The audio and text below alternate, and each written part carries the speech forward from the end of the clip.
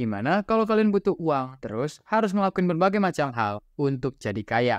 Ini cerita di manhwa berjudul The Newbie is Too Strong. Bertokoh utama seorang karyawan baru yang baru aja diterima kerja bernama Kim Jae-ju. Keluarganya punya sebuah panti asuhan yang akhir-akhir ini uang gedungnya nggak bisa terbayarkan karena sang ayah sakit dan hendak pensiun. Dan di situ Kim punya tanggung jawab untuk menyelamatkan panti asuhan sebelum sewa gedungnya habis dalam waktu 3 tahun. Hal itu membuat beban MC makin berat karena pekerjaannya yang berpindah-pindah dan tak pasti, membuatnya terfikir cara mudah untuk membayar itu semua sebelum 3 tahun. Di sela-sela overthinkingnya, Kim terfikir untuk menjadi seorang awakener. 7 tahun lalu, sebuah menara tiba-tiba muncul dan menarik paksa orang-orang untuk masuk ke menara itu. Dan orang-orang yang berhasil keluar disebut awakener. Banyak orang yang setelah menjadi awakener menjadi kaya dengan singkat. Karena banyak hal yang bisa dijadikan uang di dalam menara itu. Tiba-tiba dia melihat banyak video dirinya yang menjadi awakener di masa depan. Kim merasa hal itu akan terjadi dan memilih untuk berlatih agar tubuhnya menjadi lebih baik daripada tubuh yang ia lihat di video itu. Tiba saatnya dia masuk ke sebuah dungeon tingkat tersulit. Di sana, Kim diharuskan untuk melakukan streaming agar mendapat support dari para penontonnya. Di lantai 1 menara itu, Kim bertemu 3 ekor monster yang memiliki gigi yang sanggup menghancurkan logam. Di sana, Kim kebingungan dan merasa tidak mampu untuk melawan ketiga monster itu.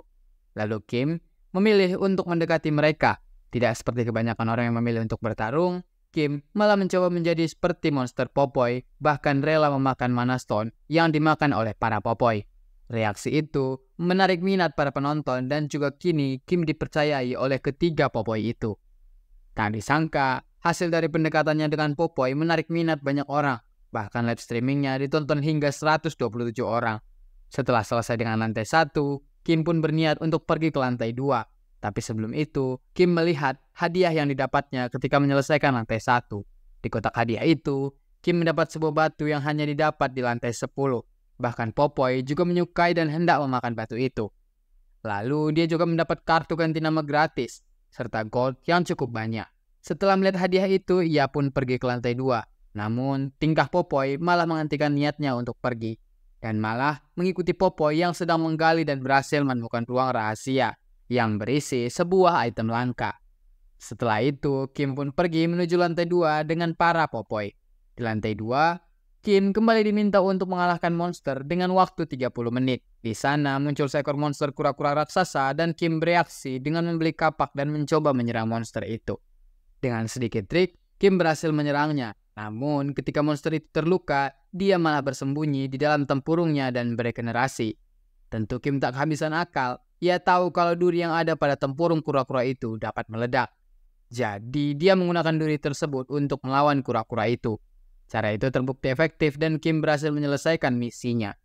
Keberhasilannya menyelesaikan lantai 2 dan Popeye yang sedang memakan cangkang kura-kura itu membuat penonton Kim semakin meningkat. Dari lantai 2, Kim mendapat hadiah 500 gold dan satu tas ruang yang dapat menampung besar hingga 500 kilo. Tidak hanya itu, Kim juga mendapat rune tingkat atas. Di sana, pengikutnya genap 100 dan Kim dapat memilih blessing yang dapat membantunya dalam menyelesaikan lantai berikutnya. Setelah pindah ke lantai 3, Kim terkejut karena kali ini kuis yang ada di lantai itu adalah berdua dengan awakener lain. Gimana? Seru? Kelanjutannya boleh kalian cari sendiri ya. Thank you.